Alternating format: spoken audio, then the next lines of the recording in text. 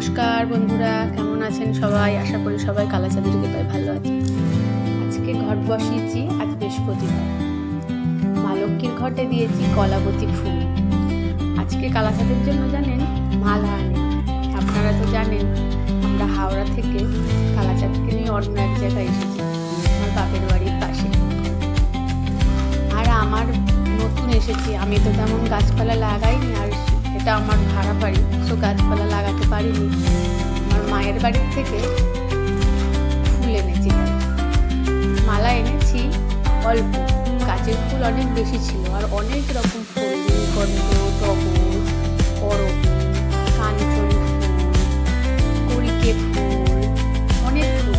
একদিন আপনাদের আমার মায়ের ফুলের বাগানটা দেখাবো। শুধু আমার মায়ের ফুল নয়, ওখানে আমার মাসির কিছু পাশে থাকে, দুজনের বাড়ির ফুল, সবাইকে তাই গাছের ফুলতেই আছে সাজিয়েছি। এখনো শীতকাল চলে যাওয়াতেও স্থলপদ্ম ফোটে স্থলপদ্ম গাছে।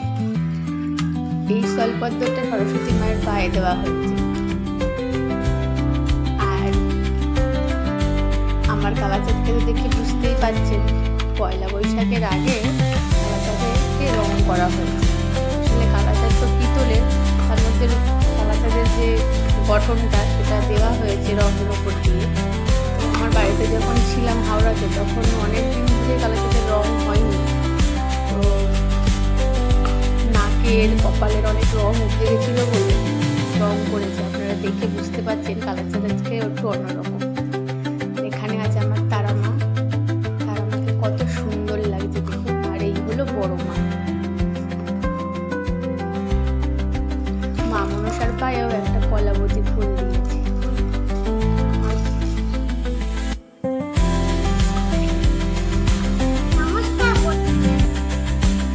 আর কালাচাঁদকে রং করার পর কেমন দেখতে লাগছে আপনারা কিন্তু কমেন্টে জানাবেন।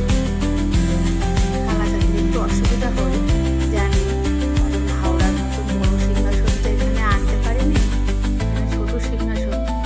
কালাচাঁদ আর সবারই একটু কষ্ট হয়, তাও গাছের ফুল পাই জানেন রোজ, এই একটা সুবিধে আছে এখানে।